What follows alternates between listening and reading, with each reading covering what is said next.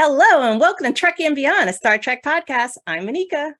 And I'm Andrea. And welcome to the season 1 recap, reaction, review of Strange New Worlds.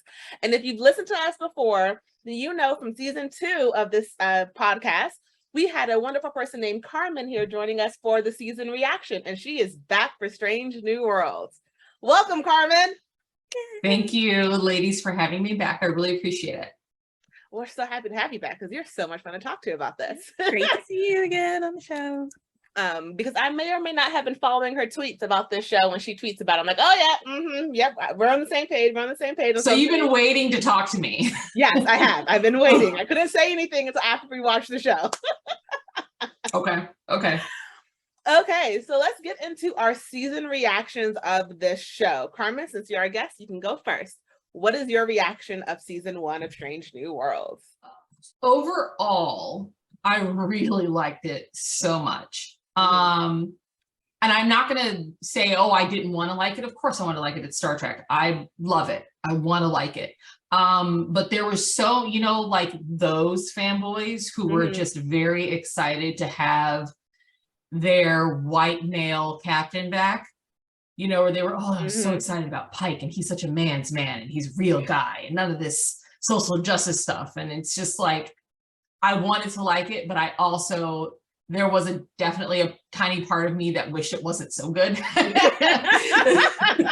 No, I understand. Yeah, I understand. But yeah, I really, really liked it. I thought it was a really strong first season. It's going to sound very weird to say, but I felt like we were dropped into the middle of a conversation that was already happening, but in the best way possible. Yeah. And I say that to say that the actors had so much rapport and chemistry that it didn't feel like, we're getting to know these people from the ground up and it's awkward. And now, not only are the actors trying to get to know each other, but we're trying to get to know them and the characters and the actors. There was nothing awkward about the season at all. It just all felt so natural and a really good flow.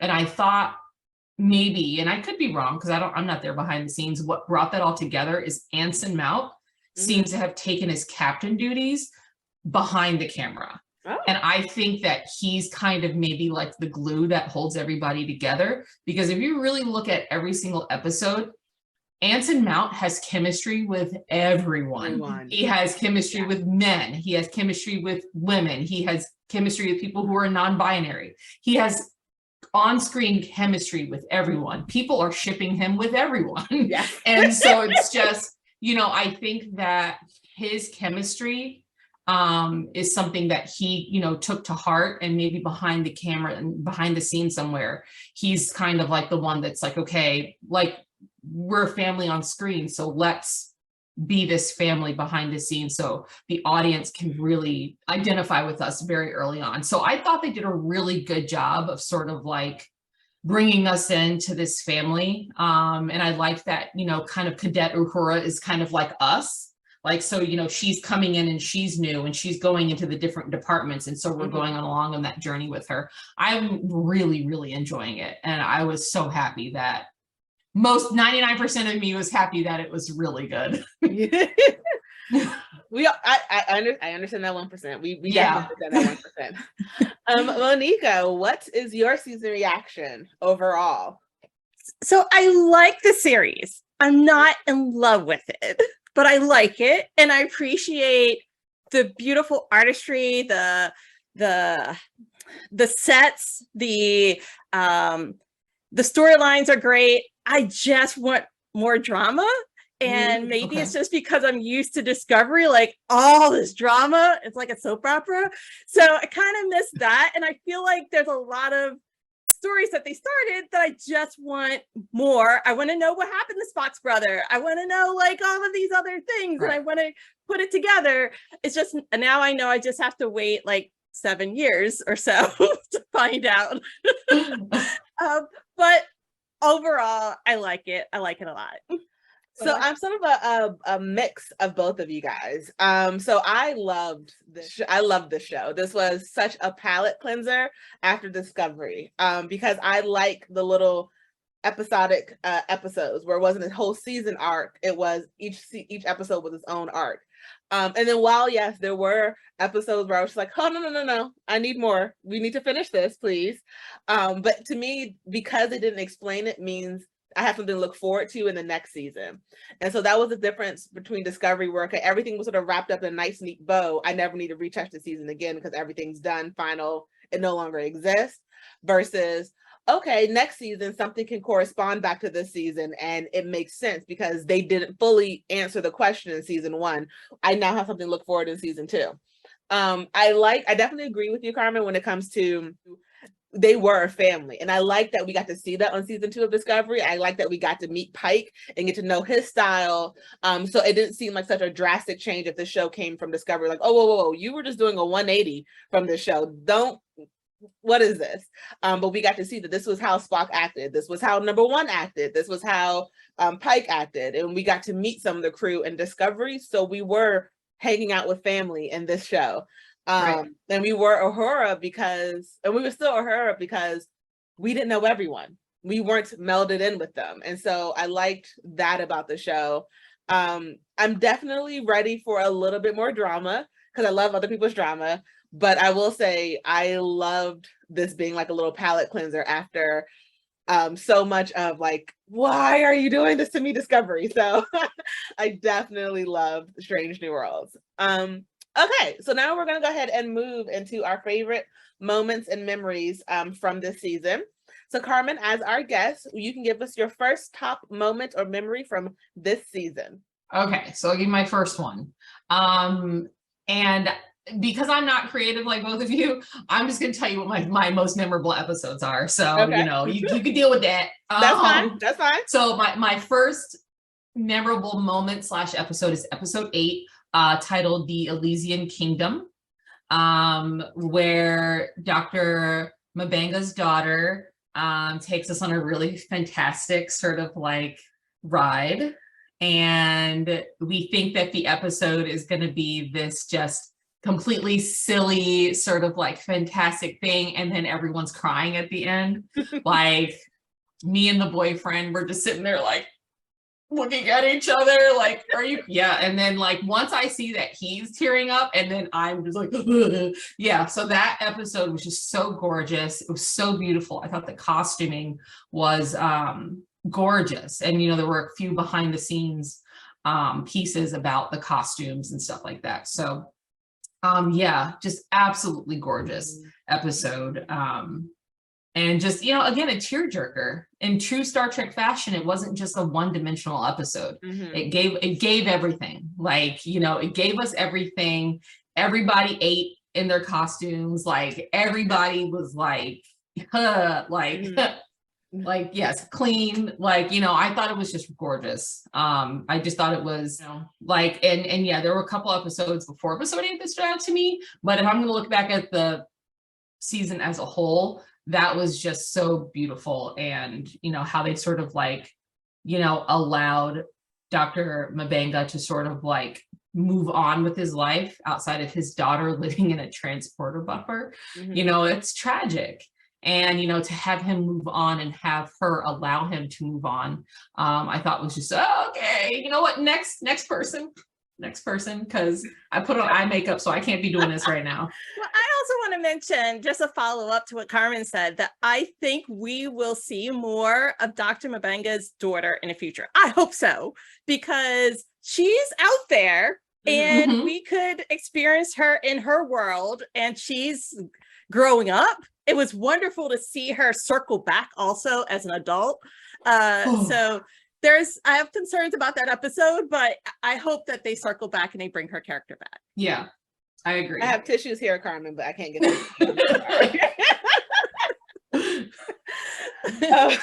So that episode was fun. So was Spock Amok. And that was one of my favorite episodes because that was just fun. It was just a body swap that just went rogue. And I'm not used to seeing Spock completely out of control. So that was cool. And then for me, it reminded me of a lot about like difficulties in couples and work-life balance and how to balance your career versus your relationship. So it was nice to see that portrayed in the future, but just with two really powerful people just trying to work out a relationship, just trying to follow, be in love and manage conflict, and then also see what each other's like work life is like. So I really like that episode. So really quickly, that's so funny you said looking at a couple's work-life balance. So my boyfriend and I were talking about that DS9 episodes where O'Brien and Keiko we're living on the same station. She's like, oh, well, this time for this. And he's like, time for this and time for that. I'm like, you guys, his commute is like 60 seconds. You got turbo lifts to go everywhere. You spend 8 hours sleeping. And then like he spends 8 hours on shift. The rest of the 8 hours, there's no commute. You don't have to cook. What is the problem here? Like, you're talking about you're not spending enough time. You got 8 whole hours. And wait, I think that they were on a 26-hour day because they were orbiting Bajor. So yeah, so like, I'm glad that we get like a work-life balance episode with a couple that actually makes sense because they don't even live in the same place. Mm-hmm. Like, thank goodness. Like, yeah, that O'Brien stuff like really got me because I'm like, he could be back to you in 60 seconds on a turbo lift. This is not a conflict. Right. Spock and T'Pring, that's a conflict. That is a conflict. Yeah, you're right. Like you're in a closed environment together. He can't go nowhere. You can't go nowhere. Make it work. Come on, guys. So I'm so glad that you brought up that aspect of it, Monica. So I'm going to start this off by possibly making Carmen mad at me because my first memorable moment is my worst episode. The episode I just did not like, and it was the Elysium Kingdom. I could not get into this episode. And I'll explain why. Because I never agreed with what Dr. Mbenga was doing with his daughter. I never liked what he was doing and how it seemed like he was protecting himself. And I get that he was physically protecting his daughter, but he was emotionally protecting himself from the thought of losing another person without their consent. And I know that she's also a child, and I know that like she is very hard to for her to understand what's going on, but it's still her life that you're taking from her for your satisfaction. And I never really liked what he was doing with his daughter. And so this whole episode was of him letting go, but at the same time, it was like, if he could have changed her mind for her to stay, he would have. And it was like, this wasn't really about your daughter. This was more about you. And I was never okay with what he was treating his daughter with. So for me, the best part of this episode was the daughter leaving and getting to experience her life, her life for herself without having to focus on making sure he's going to be okay. Because it's not like really the child's job is not to make the parent okay. It's reversed. And so I like that she got to go out and experience a life with someone else who could heal her. And it did. And I like that he accepted that he had to let her go for her to be okay. But this episode, it just was too much fantasy and sci-fi, and it just wasn't working for me. Like, I didn't like the sets. The outfits were cute, but if you go back and listen to that episode, I didn't like the sets. I didn't like the way they were trying to force fantasy down sci-fi. Their outfits were beautiful. I remember Monica talking about hers outfit was just beautiful, but this episode was tough for me to get through. I was just like, okay, this isn't really. But if you think about it, it's a child wanting her dad to experience a fantasy story. So from a child's perspective, they can only be like, oh, let's put some vine in the corridor. You know what I mean? Like, you have to think about, like, it's literally a child that is forcing this on not only her dad, but the whole crew. So I feel like, to me, when I thought of it that way, I allowed myself to completely detach and like really get into it. And it was also a children's story. So it's silly. It was silly. It was silly. So I'm sorry, Monica, go ahead. I wish, though, the story was like an African folktale or a Nigerian-centered story because I think that this could have been a wonderful way in which he could have like integrated, I don't know, culture into it, especially because he was wearing partial African garb, but it was still integrated into Renaissance fair like costume. It was a little weird. I would have liked it better if it was transformed into more of an African set. Okay. I had not thought of that. So yeah, I just have to say that's out of all of the episodes, I just didn't like that one the most. And I apologize. When you said that was your favorite, I was like, oh no. No, it's okay. It's okay. Okay, so I think but also don't think that I haven't watched all your episodes. I'm not offended. Okay, yeah, just want to make sure. So I think before we go to break, we have time for your second, Carmen, for your second memorable moment from season 1. Yeah. So my second memorable moment is episode 5, Spock Amok, because of Vulcan hijinks.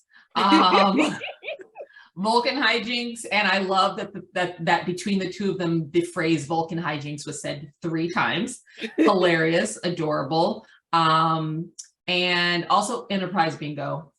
Enterprise Bingo. That is cute. What's not to like about that? You know, hilarious, honestly. Like, I thought it was really, you know, like how La'an goes, you know, she calls bad cop, and immediately and you know, they kind of take that separate approach, like, and I do kind of remember when I rewatched that episode recently that but yeah, see, there was a couple things I missed that were really hilarious. It was just nice to watch that over again and see number 1 and La'an and their chemistry. And I think T'Pring is just a baddie. Yes. Baddie. Yes.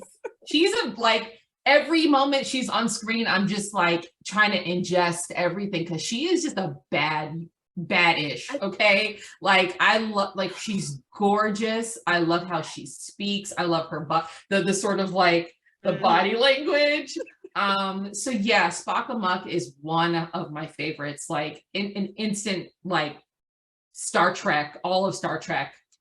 One, I thought Enterprise Bingo was a really great way to sort of bring things sort of like a full circle, and especially when you think about Lower Decks. And I don't know if you guys have started watching Lower Decks, but I love Lower Decks. Okay.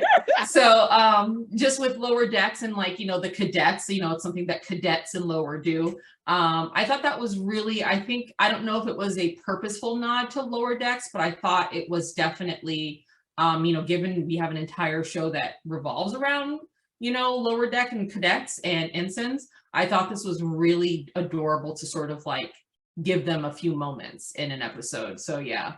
Really, Vulcan hijinks, Enterprise Bingo, what's not to like? Yeah, great points. I forgot about the Enterprise Bingo, but I really liked it. So I'm surprised. But speaking of, like, earlier I mentioned drama, I also noticed in this episode that Nurse Chapel has a work crush. Drama. The plot thickens. She's an interesting one for me. She is an interesting one for me. And she, you know, she's a bisexual queen. She dates men, she dates women. And then it was funny that that's a thing. And then she goes, well, when I find him, and it's like, oh, so okay, so you really is Spock 100% for her. It's all Spock. Like that, he is the be all end all. I will say Spock Amok made me team T'Pring. I love her. She's amazing. This episode also made me wary of like Nurse Chapel because she has shown in her personal life, like professionally, she has it down pat. You'll never get her messed up and professionally, but she's shown in this episode that personally she allows a little bit of recklessness, and I don't need that around my Spock because he's free. I will only share Spock with T'Pring, not you, Nurse Chapel. So please stop it. So you know, I did like Spock Amok. This was a fun episode. They're cute. Oh God, they're so cute when they're just so cute. Okay, so you all know that I like drama. This particular episode had too much drama for me. And it's called Lift Us Where Suffering Cannot Reach. And that one is where the first servant died at the end. And I was like, no, run for the right to do. And I wanted like the father to like claim political asylum and for them to escape. I was looking for some other way in which this didn't have to happen. And although they were leaving clues for us along the way, I was just hoping for a Hollywood ending and I didn't get it. And I have to say, I sat in my chair for like about 15 minutes afterwards, like, no, this child just didn't die. He did. It took me a while to come to terms with it. So for me, that was the worst because it was all for prosperity and technology for a civilization that they sacrifice a child every year. And oh my goodness, I'm starting to tear up again. So that was the worst moment for me. Okay, so before we go into discussion about this one, I have to say what my second memorable memory from this episode, from the season, was the biggest shock. And for me, it was the same episode, Lift Us Where Suffering Cannot Reach. And for my reasoning, it was the biggest shock, is you can do everything, you can think you're doing everything right, and you're helping the villain in the story. And this episode showed that Starfleet, Pike everyone was doing everything in their power to do what they thought was right. And they were the villains in this story, and like in the father's eyes, they were the villains in this story. And to everyone who was trying to stop this from happening, Starfleet was the villain in this story. And that was the biggest shock, because I didn't really, it hit me a little bit when we discussed it and when we talked about it. But it hit me much later, like, wow, they were actually the bad guy. Like, you were the bad guys. You didn't realize you were being the bad guys. It was never your intention to be the bad guy, but you did everything in your power to stop the good people from succeeding. And yes, Monica, right there with you. I teared up a little bit again. It took me back to Sukal. It took me back to that moment of blaming a child, putting all this weight onto a child's shoulders. Like, no, and I said it, I think I said it during the recording, you're supposed to be this advanced society, create a new one. Stop trying to fix this one, create a new one that doesn't require the need of sacrificing a child. This episode was, like you said, Monica, it was the no Hollywood ending. Like, wait, no, Pike's gonna save him. Emergency transport. Okay, he's hooked up to the machine, but you can take him off the machine. It'll kill him if you take him off the machine. I just gave a child, and to me, it was like, why didn't the father say they're gonna kill my son? Why did you never just say, they're going to kill my son? That is what the sacrifice is. That is what this is. Yeah. Every adult failed that child in this episode. And to see him playing hopscotch, he knew what was going to happen to him, and he cared so much to give this little girl a chance to have fun and be a child. And every adult failed him. Every adult failed that child. And I am so still angry about that episode. Biggest shock. I just could not believe it. And then after rewatching it, I was thinking, Pike, you're sleeping with the enemy. Like, I was yelling at the screen, no. And this child is also smart, like smarter than Spock at a certain point. They could have moved this in a different direction. I understand they're separate from the Federation, but I think in the writing, the father could have gone rogue. And I'm just disappointed. I think having just rewatched that episode, the problem was the kid did want to ascend, and almost every scene that the father is in, the kid is in. So I'm not sure that the kid was actually aware that the dad was trying to prevent him from ascending. I think that's probably the plot issue. That is the problem. Is I think the kid, because the kid was like, I gotta get back. And you would think that if the kid didn't want to ascend, that he would also, try to hide himself. And I think that is the issue, is the kid wanted to, and the dad was trying to prevent him. Like, I think they probably had him as like subconscious or unconscious, and whatever that getaway ship was. You know, we have no idea. We have no idea. That episode, I got angry all over again. Like, I got full anger in my chest on this episode. Oh gosh, I hate this episode so much. But it's not the worst episode to me because it was done so well. But like the visceral reaction it brought for me, and like it was literally, because normally you can always sort of tell where an episode's gonna go. You're like, all right, I can see the ending. I know where this is going. Oh, okay, the ending. I can tell the ending from the beginning.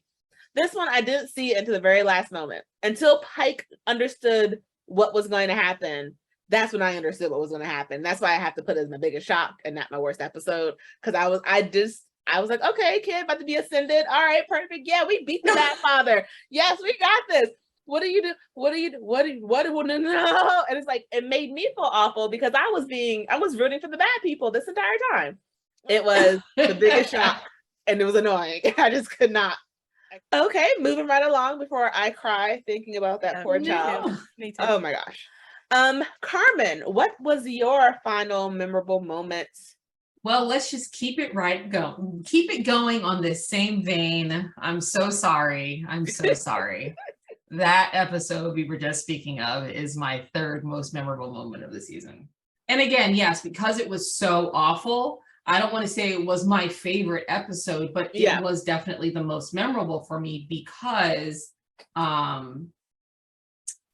you know, you think about how progress is made in medicine and how progress is made in scientific advancement. And all too often it's on the backs of people who are vulnerable. Mm-hmm. It's on the back of Black enslaved people in America. It's off the back of Jewish people in concentration camps. And, you know, it's off the backs of enslaved Bajorans by Cardassian doctors. You know what I mean? So much so that B'Elanna, you know, when the doctor on the holodeck sought advice from a Cardassian doctor, B'Elanna's like, I don't want the treatment. You know what I mean? So we're talking about, you know, an episode that is so relevant to Earth's history. It's relevant to the history of, you know, different Star Trek episodes. And yeah, I thought it was just awful and gut-wrenching and just horrible. And I thought, you know, again, when we're talking about who are the victims, you know, of these scientific and medical achievements and advancements. Well, in this case, it's every so often, every year, every 2 years, every 5 years, whatever, it is one child. Mm-hmm. It's one child who has spent probably their 8 to 10 years of life, you know, acquiring knowledge and becoming the most smart person in their civilization, and they sacrifice them. So yeah, so it's it's tragic and it's awful. And again, like I said, I rewatched these episodes, you know, to make sure that, you know, I was, you know, picking them for a reason. So yeah, so I do remember how awful they were. It's in an unfortunate way, but it is. Yeah, so. I will never forgive them. Yeah. And Go ahead. Thinking about this a little bit further, the first servant, similar to most 7, 8, 9-year-olds, just want to please their parents. Until you get to your teenage years where you start to rebel, but at least in American society. But I don't think he knew truly that his life would end. I think it's service. I think he knew that he was destined for something bigger and broader, but it's hard to consent to something like that, especially when you're 8 to know this. Yeah, I don't think he knew the physical ramifications until they carried out the other body. Mm-hmm. I think he probably knew that he was going to be maybe hooked up to a machine, but there's probably maybe in a child's mind like, then next time it's their turn, and then it's their turn, and then my turn is over, and then it's their turn. And, you know, like, you know, because again, you're a child, you don't have the wisdom to sort of think those things through. And then he sees the body and he's like, and he falters. He goes, I accept it freely and with joy. And he's like freaked out. So, but then he still walks up because he's like, this is what I've been training to do, brainwashed to do. So, yeah. Okay, that episode. So we're not talking about that anymore. No more. No, we're not. Never again. We never have to speak of it ever again. Oh, okay. Monica, what is your third and final memorable moment from this season? Okay, so this is actually where I thought the season should end, and it's with All Those Who Wander with the Gorn. And I thought that episode, that was an emotional roller coaster ride. It was horror, it was suspenseful, it was also reflective, character building. And then in the end, one of the characters that I was growing to love died, committed suicide on behalf of the rest of the crew. And he thought that this was the best way to save everyone else. It's just that we had just gotten to the part where he was accepting of teamwork, and he was Mr. Fix-It. And oh my goodness. So that was tough. I just want to end in this part. I liked the new version of the Gorn. And they stepped away from canon a bit to show this version of the Gorn. So that is less like, I don't know, less old school technology for this. It's for this alien race. But I really liked that episode with the Gorn. Say we don't plan these together. We do all of this separate. My best episode is All Those Who Wander.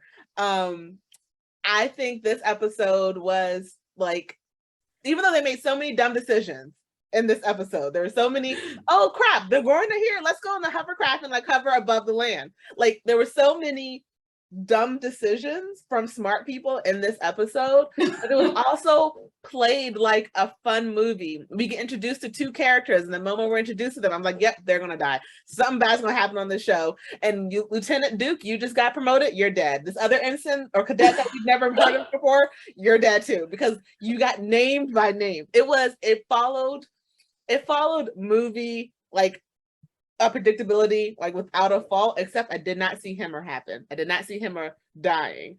But this was a truly Starfleet episode, Star Trek episode for me. We finally got to see La'an Biggest actually face the Gorn. She's been talking about it all season. The last time that she faced them, like she sort of like clammed up and didn't really get to do what she wanted to do to really take them out. This was a first hand-to-hand approach with them. We got to see the team work together. I learned that Kirk's little brother does not deserve a name, because if he ever talks to Spock ever again like that, I will slap him into next week. You talk to my Spock that way, and you and I are going to have a problem. We see that Spock has unleashed a part of him that he's worked so hard to keep closed. And I think this episode, Monica, you're right. This should have been like the season finale, because it ended on such a high note. Like, yes, people died, but again, we knew the first two were gonna die, because people we never heard of just randomly get named in Pike's presence. You're dead. You're all dead. We have not seen you in any other episode. You're expendable. We're supposed to care about you right now, and yep, you're gone.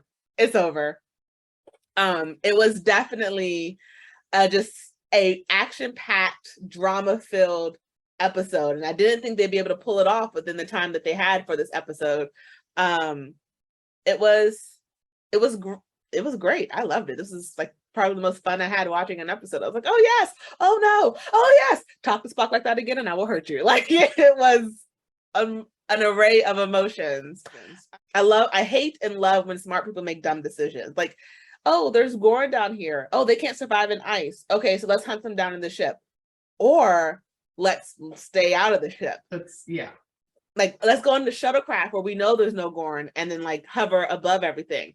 Oh, we're gonna tow this. Oh, we're gonna tow the ship behind us. Oh, but even though we know our sensors can't pick up the Gorn, that's how we're gonna scan this random guy whose structure and physiology we know nothing about, and there's no eggs.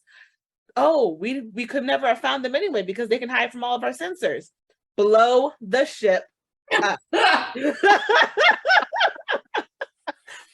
There was so many like questions, and we may get to meet this new race from this gentleman who was Gorn food, and it's just Buckley, thank you, that was his name. So there was a lot. And also blow up the ship. Blow up the ship, because if your sensors can't pick them up, blow up the ship because you can never be sure Yep. you got them all. Rest in peace, Yep. Buckley. But Yeah. Buckley helped save the little girl and protect her. Yes. But I don't understand, after hearing the captain's log, why they didn't put Buckley and the little girl in a containment field. Obviously, they had one because Nurse Chapel was able to survive with her force field, retainment field around her, quarantine them. Smart people, dumb decisions. Yep. And we love it. Well, I do. So we are nearing the end of this episode, and we have our final thoughts. For better or for worse, probably for worse, a really big person about canon and continuity and stuff. If the content is good enough, I can sometimes overlook that.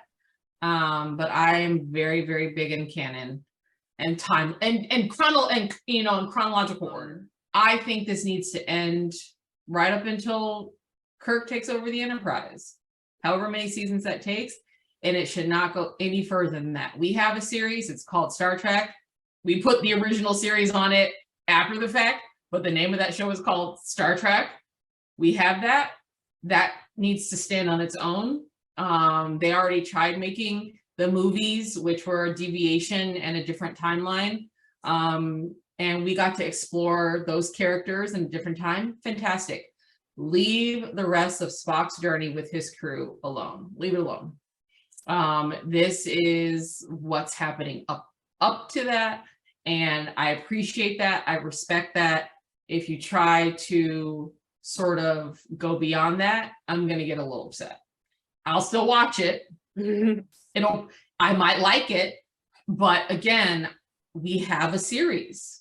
It needs to stand on its own, as do all of the others. You know, I'm personally not a huge fan of people going back and doing prequels and retconning. I'm not a fan of it. I prefer for us to always move forward because time is moving forward. I realize that it's relative because Star Trek does take place in a theoretical fictional future. I get it. But at the same time, I do wish we would just move forward. That opportunity is gone because, you know, they waited too long with Voyager, DS9, TNG, and all of those cast members are now X number of years older. Again, that's why I love Lower Decks, because it sort of fills in sort of like a blank. You know, I think, and, you know, some people I know, we talk about it, we think maybe Lower Decks is like, what, 3 or 4 years after Voyager gets back to the Alpha Quadrant or something like that. But I'm liking Strange New Worlds. I just want them to know when it's time to stop. They need to know when it's time to stop. And I hope that, you know, CBS and Paramount and the powers that be know that we have a show that documents Kirk and his crew and their hijinks, and we need to stop. We need to stop there. So yeah, I'm very much looking forward to the show, but I think we need to, you know, move forward in a way that respects the original shows that we already have. I agree with you, Carmen. And I also think that it's because I have a lot of time vested in a lot of these characters. So don't confuse me by taking them off course. Like, I know my Spock, yeah. I know Kirk, I know this universe. So when, I don't know, new writers come on board and start to chasing it, it confuses me. And I hope they follow canon. However, I'm comfortable with using technology and like to improve the sets and to improve the scenes to make them more realistic for this audience. I'm comfortable with that. So they don't have to like stay in retro uniform and retro, I don't know, filming. I'm comfortable with that. So with that being said, I hope they also know that we're very vested and interested in this, and hopefully the next season will have more than 10 episodes, because I feel like 13 to 15 is a really good sweet spot. 10 not enough for me, but there's lots of opportunity. We have 7 years to catch up with the Enterprise with the original series. What about you, Andrea? So I do in my head, I separate canons in different scenarios. So like, for example, I'll use the Harry Potter universe of how I have canon. I have book as canon and I have movie as canon, but they are not canon together. Like they're two separate canons. And so that's how I justify stuff in my head. And so for this show, I understand the need for it to link up to the original series.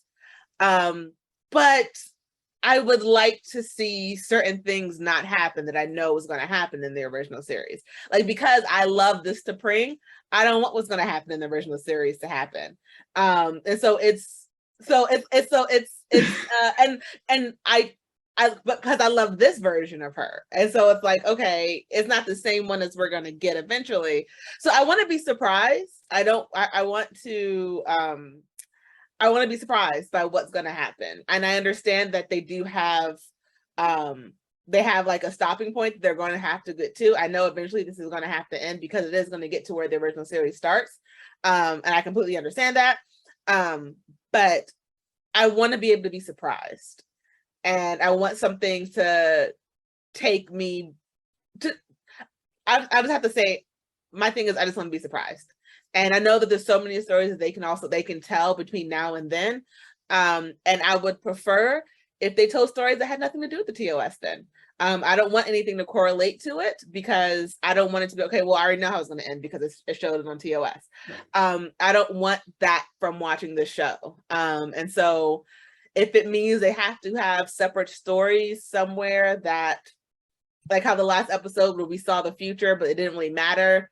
Granted, I don't always like those episodes, but something to keep it fresh and new so that way people are like, well, I already know how it's going to end because it's going into TOS. I want to be able to make sure that when we're watching this, it just doesn't become a true, like you said, a true prequel to TOS. I want it to be its own show that can stand on its own 2 feet without having to connect to that show.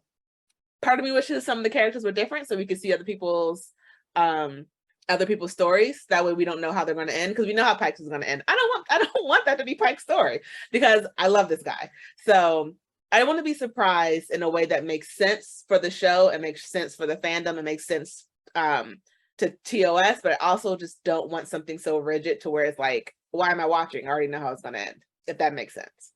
Yeah, that's a tough thing because I feel like there's many characters that have what I call plot armor that I know is not going to die on these away missions. Like Aurora, I know that she's not, unless they wouldn't do that. But but so it I don't know, it changes the way I look at the episodes because I know where it's going. Like we know for sure there's a couple people who are going to make it onto the Enterprise. So we know no matter what scenario they get into, they're going to walk away from it. And I will say this, because I love Spock, I'm happy that he's going to be safe. I'm just happy about that. But like, if there's like another character, I'm like, I just need you to die. And I know they're not. I'm like, well, I'm just going to hate this character forever because you're pissing me off. So it's like a catch-22. It's like, I know I want to be surprised, and I know that in certain times I can't be, but. Well, who is it for right now? It's Uhura and Spock, right? Yeah. And then we know Kirk is going to make it.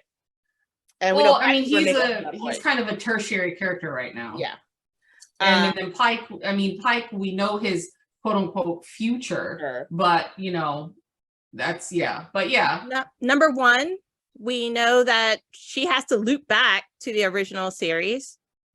She has to, looks like she's no longer, she's leaving Starfleet, but she has to return. Well, we don't know because do we know when that pilot took, because I know the pilot of TOS was with Pike and number 1. Right. So I don't know where on the time, we don't know where in the timeline that takes place, do we? I mean, I'm sure we can look it up, but. Right. Yeah, it's at least later than now. Than this current scene. Yeah. And then also we're going to get a new engineer, and it sounds like he but that engineer will not die. But that engineer was in the future that Scotty. Yep. Yes, no, but I'm saying he was in the future that Pike was in. So that's not necessarily we're going to get him next season. No, but when we see Scotty, we know that he's not going to die. Yeah, he's not going to die whenever we see him. So. I mean, we don't know what the handover is going to be like between Pike and Kirk. We don't know why some of the other characters that we're growing to love, like La'an and our and Ortega. So we don't know we don't know if they get reassigned. We don't know about them. So yeah, I think that's exciting. And Dr. Mbenga, we don't know what's going to happen to him or his daughter. So those are exciting. Those are really exciting. So thanks for sharing some positive in this. Yes, as we all know, I'm dead inside, and you guys are. Oh, stop. Okay, so that is all the time that we have today. Carmen, thank you for joining us on the season recap of Strange New Worlds. Thank you for having me. No problem. And as always, I'm Andrea. I'm Anika. And live long and prosper.